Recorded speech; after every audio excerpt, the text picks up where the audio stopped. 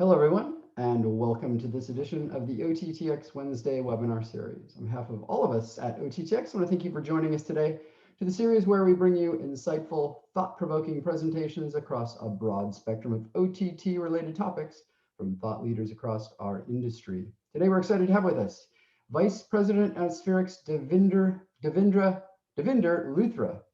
Davinder has over 25 years of industry and academy research experience with high-tech and media organizations. He's currently responsible for global business development and strategic relationships at Spherex, positioning the organization to take a pivotal role in the enabling processes that connect consumers to the best of the world's cultural content. Prior to his current role at Spherex, Davinder was with the M&E groups at Deloitte, Accenture, and a researcher at British Telecom University of London. We also want to thank Spherex for participating in our series today, and they're a longtime supporter of OTT.X through their involvement in events, workshops, roundtable discussions, working groups, and community gatherings. Davinder's talk today, International Expansion, Cultural Conflicts, particularly relevant to all of us in the OTT industry as we're looking to grow our businesses and reach audiences globally. It's a lot of complexity of the when, where, how, and why as we consider expanding into new territories. So without further ado, I'll turn it over to Davinder Luthra from Spherex. Davinder. Hello, everyone. Good morning. Eric, can you hear and see me okay? Yes, you are sounding and looking fabulous. Well, you can say that to me all morning, mate. That's brilliant. Thank you very much, everyone. I am going to share my screen. So give me a minute. Can you see my screen? Looks great. Brilliant. All right. Well, thanks very much. Good morning. Hope everyone's doing really well. It's the middle of February. Who could believe it? So as Eric said, the topic of today's discussion is international expansion and specifically cultural conflicts, right? So international expansion, as we all know, is an amazingly broad topic and it's a complex topic. So what I'm going to do is there's a few slides. I'm going to kind of set context and sort of get everyone on the same page. And then we're going to kind of go into a bit of a story arc. And I'm going to give you some examples of where these conflicts exist. And then lastly, we're going to kind of conclude by offering a framework to kind of navigate through all of that. So if that's all good with you, I will proceed. So let me set the stage. Here's a slide from a kind of an industry slide from our friends Omdia. Right, and what they said relatively recently is something that we all intuitively know as practitioners within the industry. They said, well, look, there's going to be an astonishing 1 billion subscriptions worldwide, right? That's an awfully big number. Not only that, but within about 19 countries, within each of these countries in the very, very near future, 2025, each of these countries will have about $1 billion of accrued revenue in them associated with OTT, which is pretty amazing. Not just that, but about 24 months ago, it was something like 13 countries, right? So clearly, we've all seen the growth.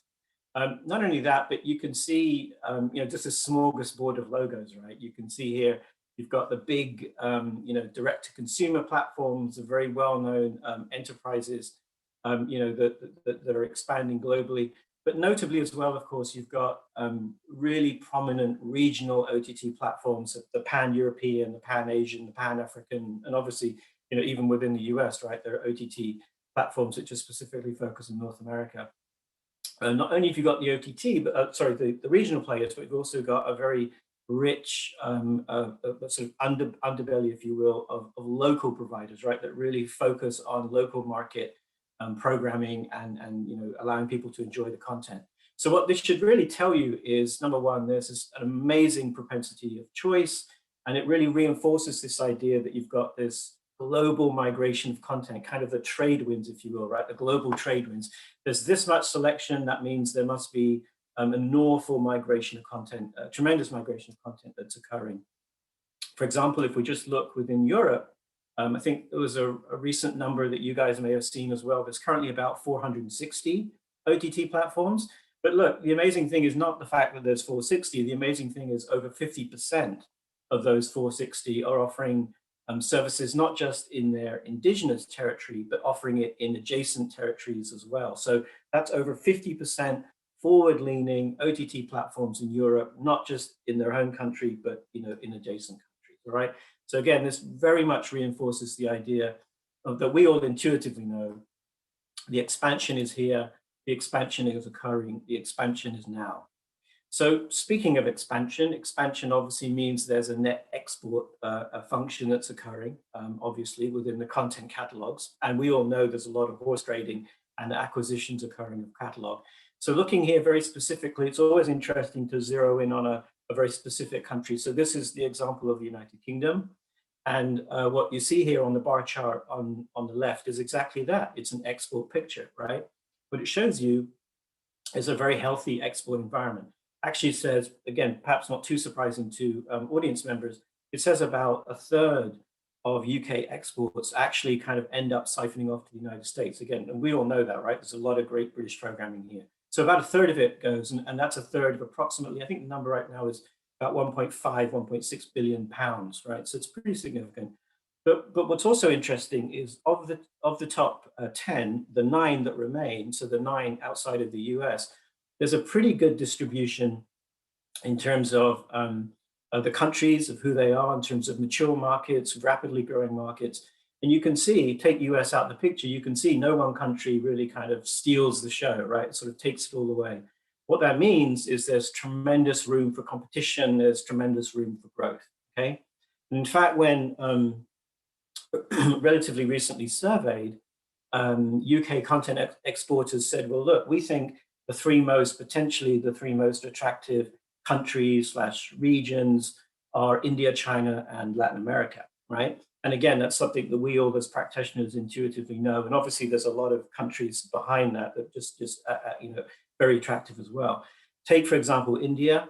If you take the 3 biggest telcos, they each have between 320 to 370 million monthly subscribers, right? So that's an enormous number of monthly subscribers.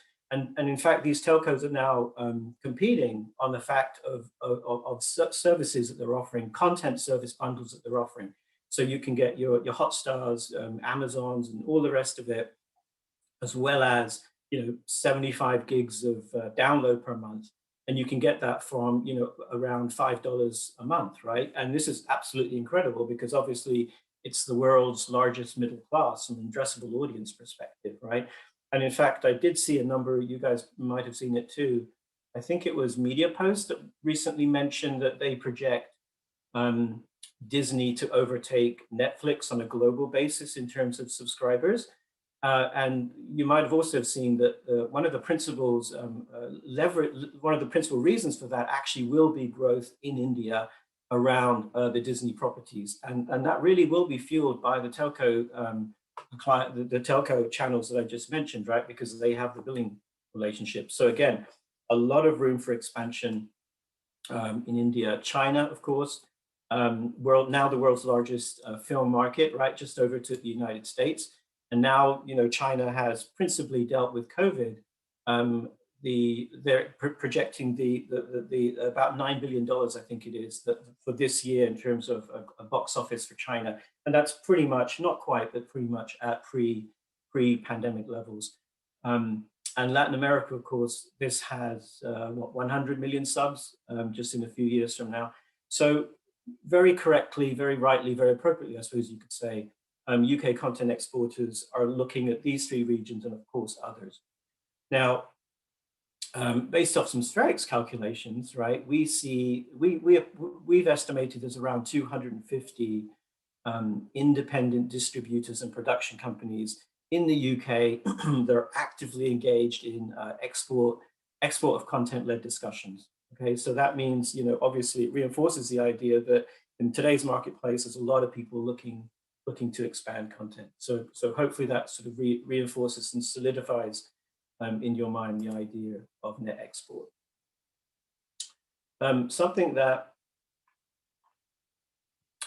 we at Spherex really deeply believe, it's sort of our mantra, it's in our DNA. We believe that our global success, your global success, the industry's global success, really depends on understanding the cultural complexities and the local forces that influence international viewing and international expansion, right? As we've just said, there's an awful lot of it happening, And that also means, of course, the flip side of that, it means there's an awful lot of competition for local audiences. Okay, now it's not just the mission critical supply chain functions in terms of asset versioning, asset provisioning, localized metadata, localized artwork, subs and dubs, all the things that we know are important and critical, right?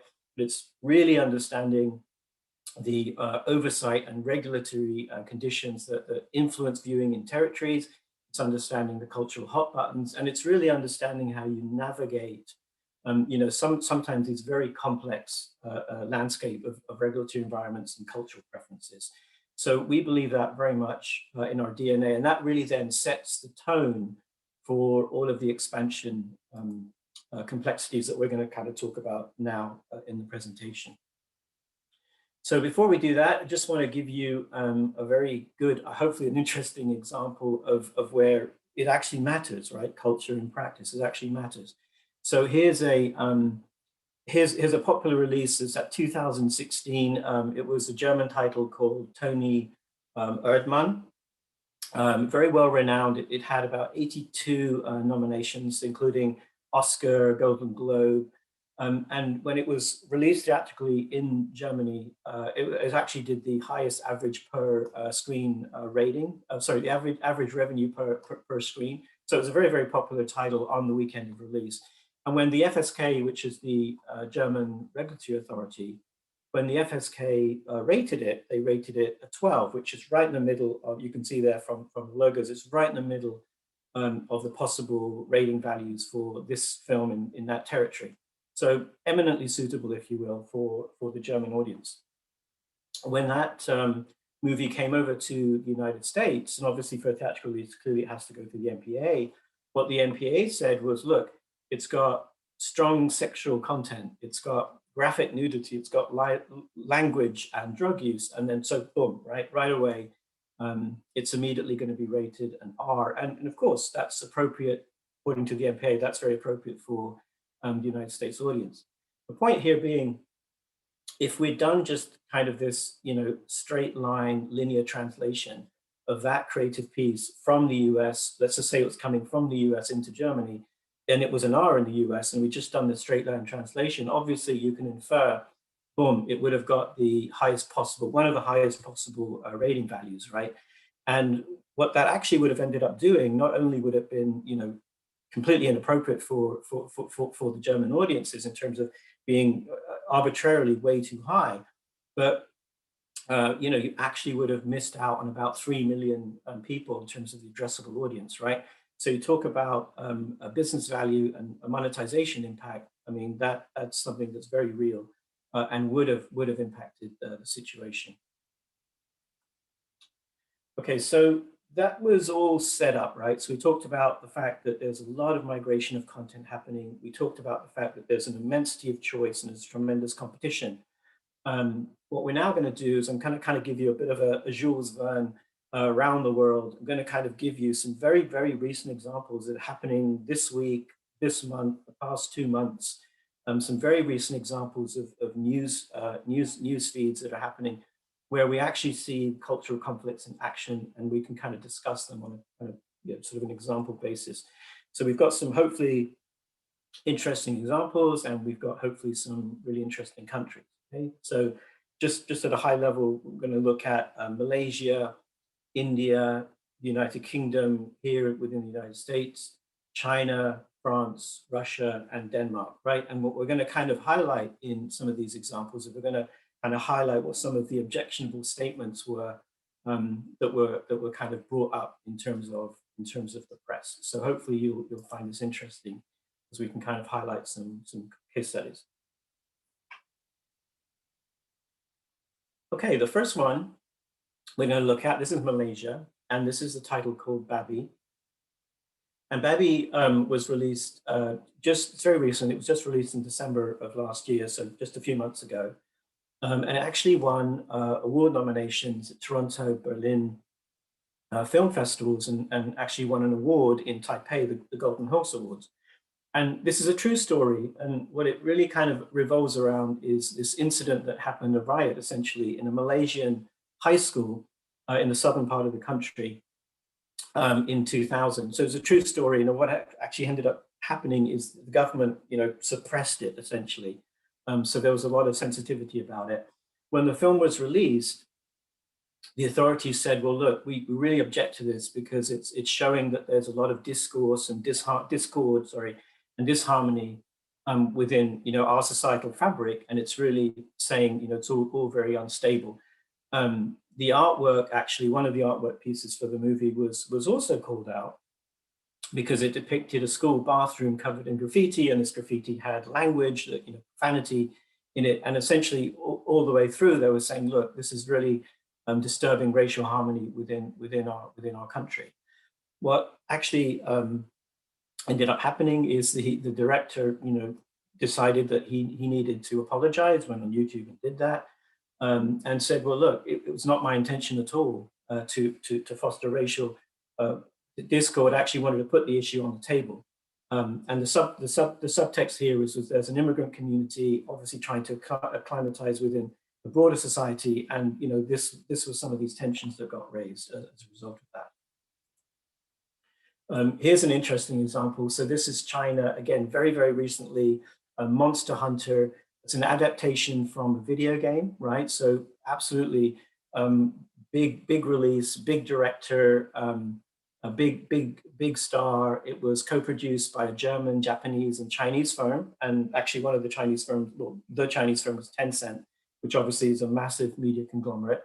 So what happened, again, just a few months ago, it was released in China on December 4th. And again, because it was a big tentpole release, it was planned for about 25% of screenings. And then what actually ended up doing was the weekend it was released, there was this incredible outcry on social media that the film had actually a lot of, had what was perceived to be a racist sentiments that were in it. Now, it really just sort of centers around 10 seconds of dialogue, in a moment that was supposed to be a very kind of casual, lighthearted moment between two characters. Not only did it appear verbally, orally within the dialogue, but it also somehow got transposed into the subtitles. So the net effect of all of that was this tremendous reaction by local viewers. The subcontext here was there was some sort of a rhyme that was occurring between using the words. It was a wordplay, a schoolyard rhyme, knees, Chinese, something about cultural heritage, and this idea that one shouldn't be subservient within the society and things of that nature. So for some reason, the producers, I guess obviously they kind of just sort of let that go, and somehow it ended up in the final cut. Caused this tremendous outcry, and what actually ended up happening was this planned release for 25% of movie theaters absolutely imploded to almost nothing, right? So again, you talk about culture mattering. Here you had a tremendous destruction of value. Obviously, tentpole release, was pegged to do very, very well in the box office, and it absolutely got destroyed. One of the producers, the German Constant Film, who co-produced it, they apologized, the director apologized, the star apologized as well, and actually announced that some of these scenes would be cut. So that's something that happened just very, very recently as well. Switching now to the Indian subcontinent. I want to give you a couple of examples here where really these fictional pieces are really provoking a lot of reaction in terms of cultural heritage from that point of view within the society. So this is a very, very popular show.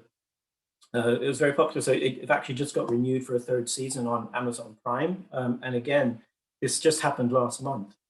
The complaints here is this is a fictional story between two families in a certain district or state within India. And what they were saying was, well, look, this show has this fictional show is showing a lot of violence and explicit portrayal of the characters within this particular state, and it's really kind of marring the image of our cultural heritage and some of our religious sites that were, just involved within the storyline. And there was also some aspects of the story that involved one of the female characters essentially having, you know, some sort of a sexual or inferred sexual relationship with her father-in-law. So all of that went down pretty badly with, you know, with some members of the public.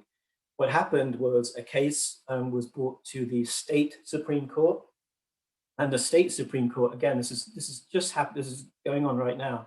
But the state Supreme Court requested that this was to be banned, or should be banned, and also put in a broader plea for the government to offer stricter guidelines for the protection of historic and cultural values. And very specifically, there were two statutes mentioned. One was the 1986 Decent Representation of Women Prohibition Act, and more broadly, there's a Cinematography Act of 2000. So this is this is going on right now. And in fact, given that the overall environment, there was actually a very popular planned Amazon release called The Family Man that was supposed to be released in the middle of February, and that's now got pushed out just because of the climate of contention, you know, that's currently occurring within the Indian subcontinent. Here's another example. It's Tandem. I don't mean to pick on Amazon Prime, but these are, you know, these are real examples that are happening right now in the marketplace. And again, this is just happening as of last month. This particular fictional piece is objected to because it was highlighting real caste divides and religious divides, and also implying some level of criminality at the state government. And similarly, a case, you know, was brought to the courts, and, you know, correctly, right, in response, the defense counsel said, well, look, there was no intention to create outrage or hurt religious feelings of any community, right? But that all being said, there were actually scenes that were deleted. And very specifically, again, just like in the previous example, clause 153A, 295 of the Indian Penal Code were revoked, essentially, which cover protecting religious sentiments and hurting essentially religious insults and things of that nature. And in its consideration, the state bench said, look, your right to freedom of speech is not absolute. You cannot play the role of a character that hurts the sentiments of a community, right? So that's some very, very stark, and there's nothing gray about that. There's some very stark kind of warning coming in this case from the state bench. Okay, kind of lightening up the mood a little bit and moving on to Europe. This is Emily in Paris, which of course is very popular. I'm sure you all, you know, very, very familiar with it. And it's supposed to be just that, right? You know, very kind of light-hearted, lean back, snackable, easy to look at, characters, costumes, all of that sort of stuff. Type of a fiction piece. But when it arrived in France, it was absolutely lambasted by the critics, and specifically they said, you know, this just is offering really embarrassing cliches of French living. This is not representative of our culture at all.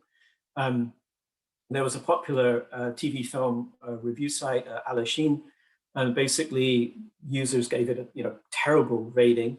And again, they sort of said it sort of provides the wrong image of Paris. It's as if Paris was all about fashion, romance, and croissant, right? Things like that.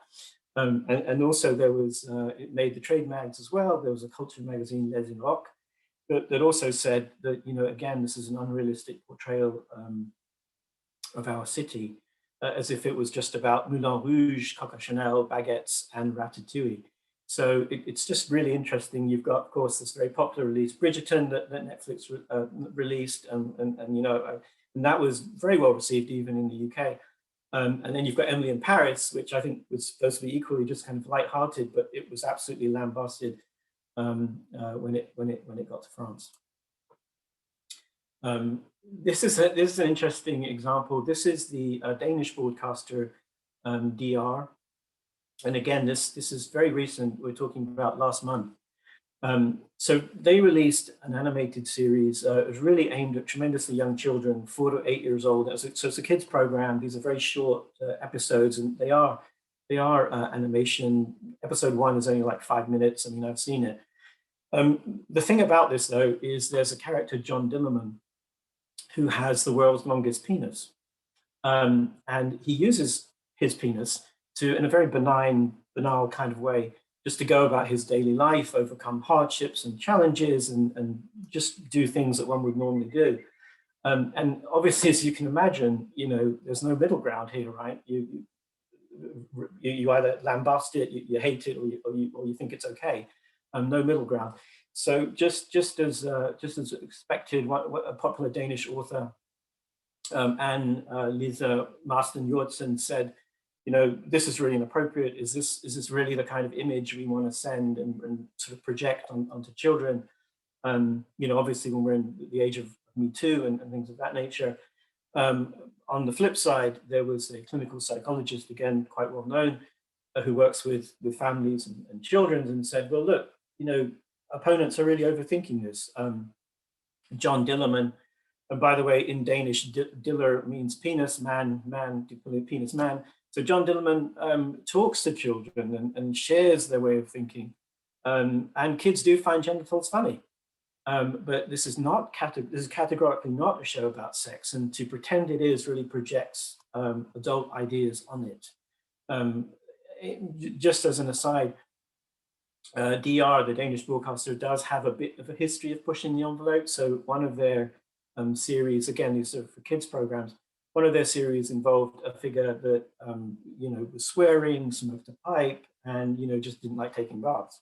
Another one of their series had a character who loved cross-dressing. So again, that's something that people think, yeah, this for the Danish audience, for kids, this is appropriate. But obviously, there's a lot of countries where that would be outright rejected in the first place. So that's currently what's going on in Denmark. This is UK. This is a title, obviously, we all know and love, right? I mean, it's a product of its time, 1978. So Greece. Greece was recently aired on the BBC One, actually, which is the main BBC channel. So Greece was recently aired on Boxing Day, which is the day after Christmas, and it got primetime viewing.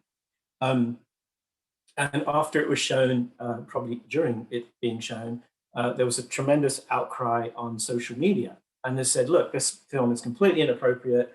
It's got a bunch of sexism, misogyny, and just sort of shows lack of consent, all of which is absolutely true. All of that is in there. And it really just reinforces the idea that this is an example of a movie, and there are many others. This is an example of a movie that just really hasn't aged well, right? Now we live today, obviously in today's world, this age of representation, and we need to be much more enlightened than that, things of that nature. And as a side, obviously, the BBC, just like DR in Denmark, BBC is the public funded through the license fee. And as there's been a lot of discussion in the last few years whether that license fee should continue, is it too high, things of that nature. But that all being said, I mean, the BBC does take its mandate of being a good steward for program and taste, very seriously. But there was a big outcry about that, and again, it just happened in December. Moving on now to Russia. This, of course, was a tremendously fun movie, wonderful movie, Rocket Man. And when it was released, the Russian distributor said, well, look, I was forced to make modifications to allow it to comply with Russian law. And, that means scenes were cut. And what was cut was, not unsurprisingly, some of the sex scenes, the drug taking, the hedonism, and obviously this focused on, the homosexuality bits of the movie. And in fact, that there absolutely are still clauses on the books, laws on the statute. Russia, there's a 2003 law, there's legislation specifically prohibiting gay propaganda, as it's called. And obviously, very appropriately, 2017, the European Court of Human Rights said, well, look, this is abhorrent, this law, reinforces stigma, prejudice, and obviously encourages homophobia.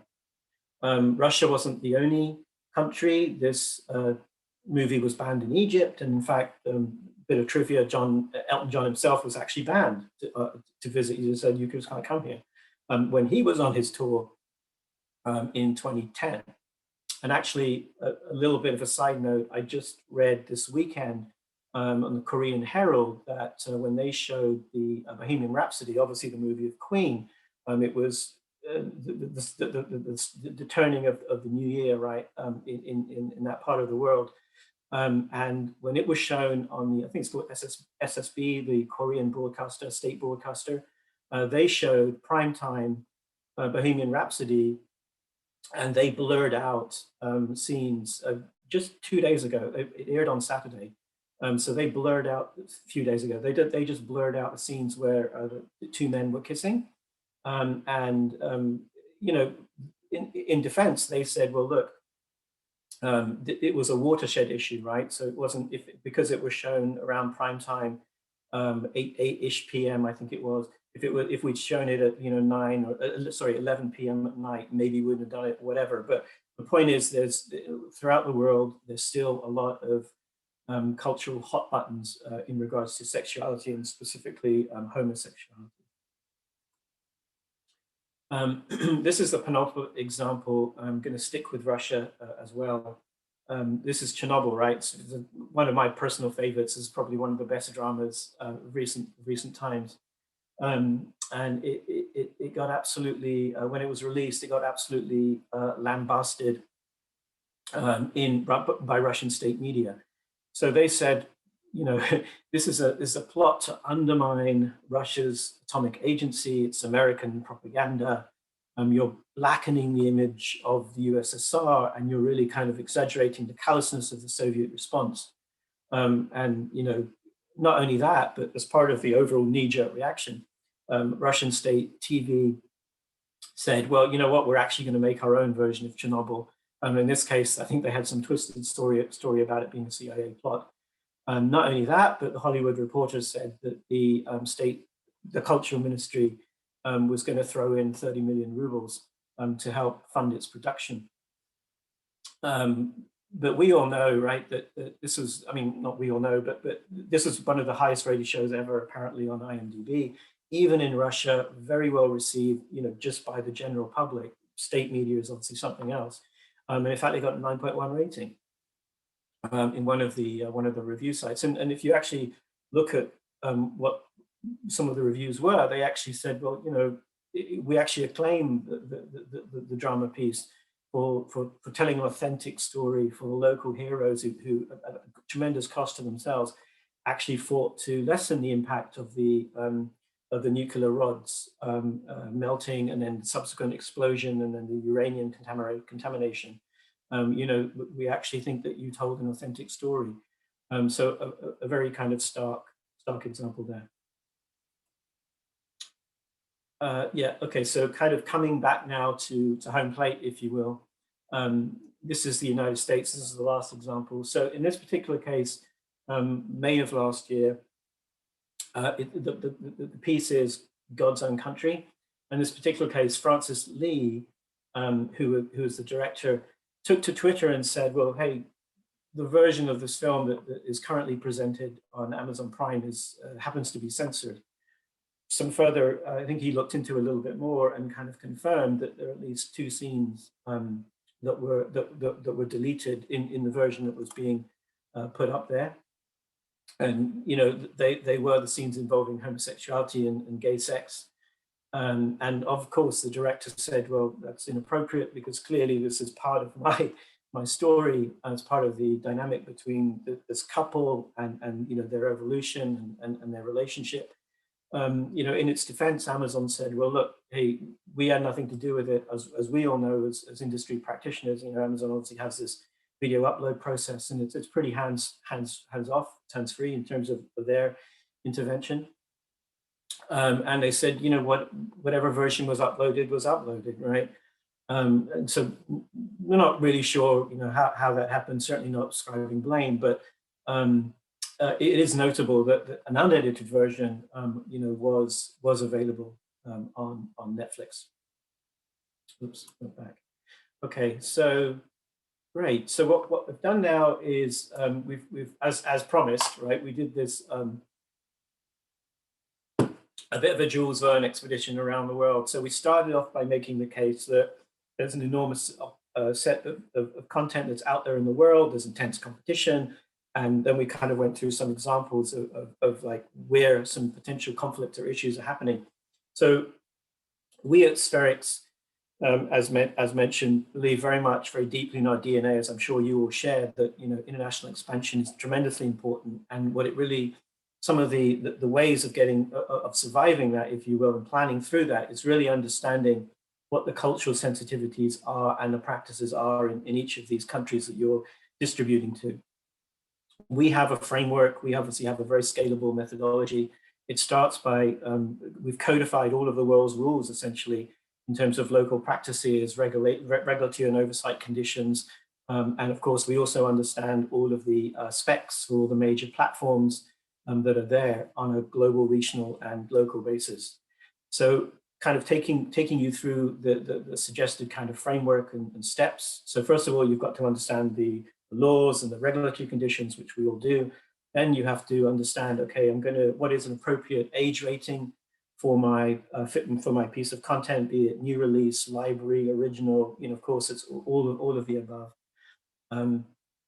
Those ratings then have to have, certain territories have to have advisories associated with them, right? So again, this all goes to the idea that you're offering people the appropriate level of guidance in terms of their content viewing experience.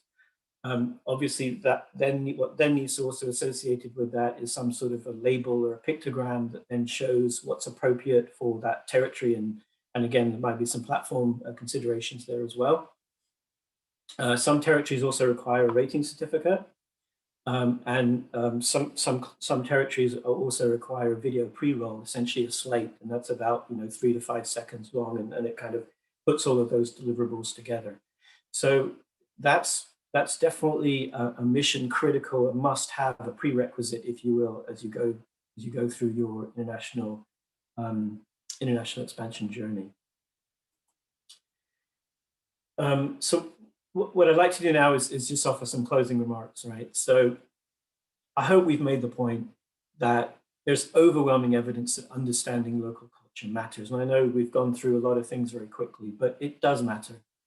It's more about just checking the box, right? It's about offering a differentiated offering, and we all often get caught up in this idea of rushing to launch, be it an acquired catalog. I've just done a partnership deal with a smart television manufacturer or a regional OTT offering or a telco or whatever it might be. I've just done this. I need to get my content provisioned and off I go. It's more about that. It's about the sustainability, essentially the ROI equation, right? When that content lands on the site, it needs to be well received. It needs to be sustainable in the long haul, right? Because obviously it's got to live as part of the ecosystem.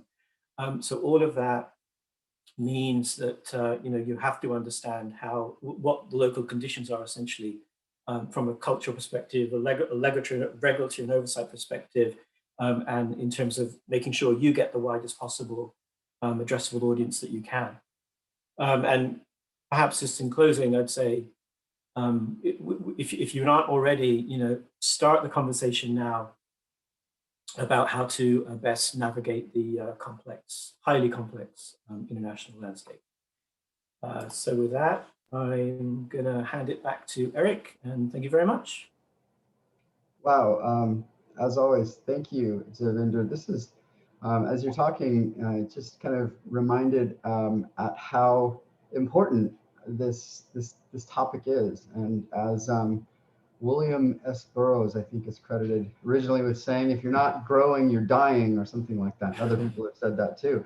But it's, we all kind of seem to realize that. And so we are working on growing, and that means expanding. And it's a dialogue that we need to engage in, I think, as an industry, much more deliberately than maybe we have. And maybe, as an industry, and not just as an individual organization, because it's, something maybe we can help each other with. I absolutely, yep, I concur, Eric. I mean, there's a lot to it, right? So as I said before, traditionally as supply chain practitioners, we've really, correctly, right, we've worried about universal media IDs, we've worried about asset versioning and all of these things, and getting the right metadata, artwork, and then getting it sub-dubbed and all that. But I think what we now need to do as business executives, right, is think about, of course, the ROI that sits behind it.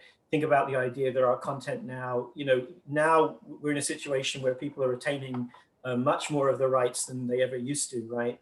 Because we all know the windows have been disrupted, and we want to track catalogs, and we want to acquire new differentiated offerings. Those are getting provisioned now on fast platforms, and not just the traditional release window sort of waterfall. So all of what that means is we've got to be much more mindful about a complete ROI package and taking a big monetization view.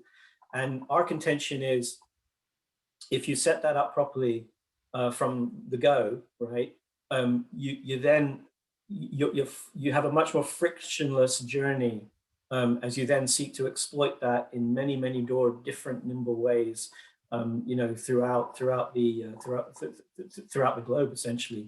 This idea that you've got content that's usable and viewable in Spain means it can perhaps go to even Korea or South Africa or wherever. And so understanding the cultural reusability of these titles is sort of part of all the way through part of what we're talking about.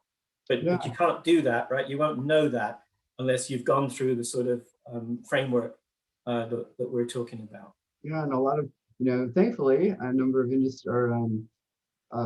players in our industry have. And, as some of the examples, show, they've had to deal with some pretty big issues. And it's something that the rest of us can learn from. And, as you're saying, as we get started in this process, really starting to think about, because they can have a huge impact on, on a title. But, as you've noted, it's not just the title, it's your whole brand, or even an artist, because of the title, and maybe even our entire industry. That OTT industry is just too out of control. It's wild west, and we're just not comfortable with it, in our territory, and so we're just going to make it more and more difficult for those that want to distribute here. And that's something that obviously is, we need to avoid, and so this is really important stuff. Yep, there's certainly, just to add to that, I mean, there is certainly an awakening throughout the world in terms of the regulatory and oversight boards, and just sort of saying, look, you can't just put in any old content anywhere, anyhow, anytime. We do have this fiduciary responsibility to make sure it fits within our culture, and it's just, we're doing the right thing for our people. And we're talking about classification, we're not talking about censorship. And obviously, traditionally it's all been about theatrical releases and home entertainment releases and things like that.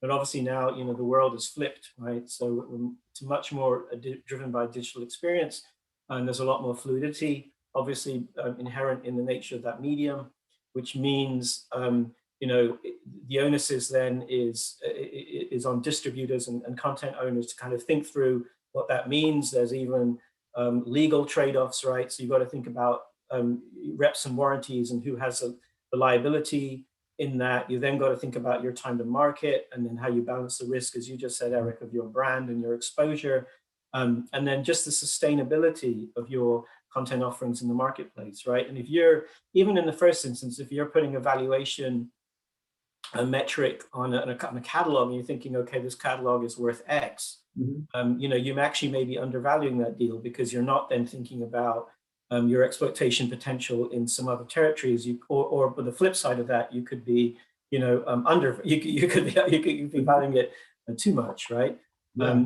But you won't know that, and it's sort of stumbling through that, which is how we've typically done it. You won't know that unless you kind of codify properly what your release plan is, and that again involves understanding territories and the appropriateness of how this content can flow. Yeah, I want to remind everybody that we do have a little bit of time for questions. So if you want to raise a question for Davinder, by all means do. Drop it into the Q&A bin in your Zoom console. Yeah, it's your point about, or your example of God's own country in the U.S. Really, I think was interesting, because according to Amazon, this was actually a supply chain issue in a way, right? And so like even the supply chain, which is all about operations, isn't immune to dealing with cultural conflicts and these kinds of issues. And we have to think about that it isn't going to really matter if the title is banned because it's a supply chain issue, or it's banned because it was the intended version. So it's much more complicated. It's not just the title in the country, it's the version of the title in the country, and you got to figure out and make sure you got the right one. Yeah. Oh, fantastic. Well, I mean, on the flip side, it's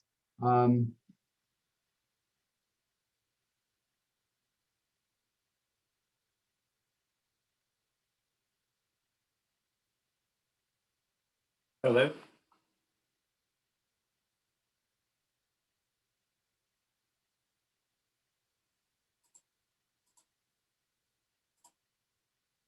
Hello.